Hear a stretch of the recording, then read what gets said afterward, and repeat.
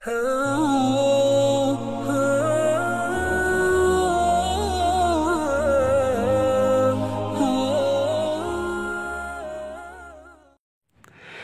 satu jenis makhluk Allah ya, yang memiliki sifat fisik tertentu.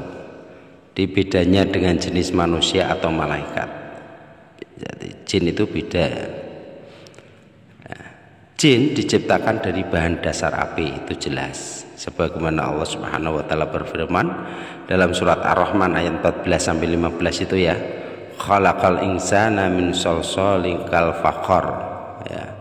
Dia Allah menciptakan manusia dari tanah kering seperti tembikar. Dan dia Allah menciptakan jin dari nyala api. Jadi jin ini memiliki kesamaan dengan manusia dalam dua hal. Pertama, ya, jin memiliki akal dan nafsu, sebagaimana manusia juga memiliki keduanya, seperti itu. Yang kedua, jin mendapatkan beban, perintah dan larangan syariat, sebagaimana manusia juga mendapatkan beban, perintah dan larangan syariat. Itu jin. Oleh karena itu ada jin yang muslim dan ada juga jin yang kafir. Ada jin yang baik dan ada jin yang jahat. Ada jin yang pintar, juga ada yang bodoh dalam agama. Dan ada jin yang ahlul sunnah, dan ada jin juga pengikut kelompok sesat. Sedangkan perbedaan jin dengan manusia yang paling mendasar adalah dari asal penciptaan dan kemampuan, ya, bisa kita lihat dan tidak. Jin bisa melihat kita, sedangkan kita tidak bisa melihat mereka, kan gitu. Nah, makhluk ini dinamakan jin karena memiliki sifat ijtinan, yang artinya tersembunyi dan tidak kelihatan. Manusia tidak bisa melihat jin dan jin bisa melihat manusia. Ini ya.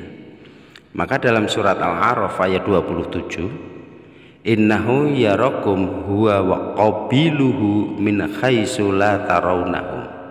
Sesungguhnya iblis ya, dan pengikut-pengikutnya melihat kamu di suatu keadaan.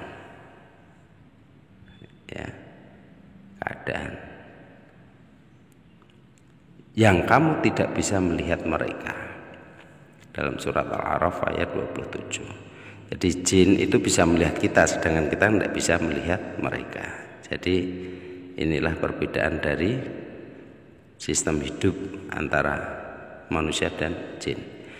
Sedangkan setan, nah, tadi jin, ini setan ya.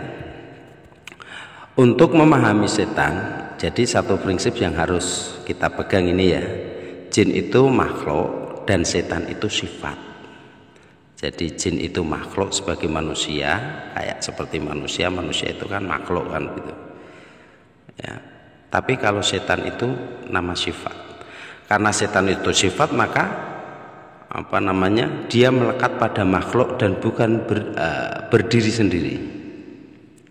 Jadi setan adalah sifat untuk menyebut setiap makhluk yang jahat, membangkang, tidak taat, suka membilot, suka maksiat, lawan aturan dan semacamnya itu ya. Maka dinamakan setan itu dari kata syutun. Syutun itu artinya jauh, karena setan dijauhkan dari rahmat Allah, kan begitu. Nah, kembali pada keterangan sebelumnya, karena setan itu sifat, maka kata ini bisa melekat pada diri manusia dan jin, sebagaimana penjelasan Allah Subhanahu wa taala, setan dari golongan jin dan manusia. Maka firman Allah taala itu minal jinnati wan nas, yaitu setan yang membisikkan dari golongan jin dan manusia. Yang ketiga iblis ya, secara ringkasnya itu. Siapakah iblis? Iblis adalah nama salah satu jin yang menjadi gembongnya para pembangkang, gitu ya. Maka dalam surat Al-Kahfi ayat 50 itu Allah katakan, Allah berfirman, wa idh qulna lil malaikati isjudu li adama fasajadu illa iblis kana minal jinni fafasyaqa an amri rabbi, ya. Ingatlah ketika kami berkata kepada para malaikat, sujudlah kalian kepada Adam. Maka mereka semua pun sujud kecuali iblis. Nah, dia dari golongan jin dan pembangkang dari perintah Allah, amri Rabbi itu.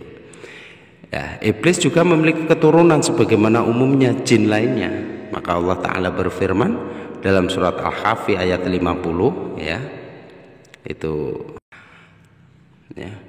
Kana minal jinni fafasaqa an amri rabbi afatattakhidunahu wa dzurriyyatahu awliya'a min duni wa hum lakum adu.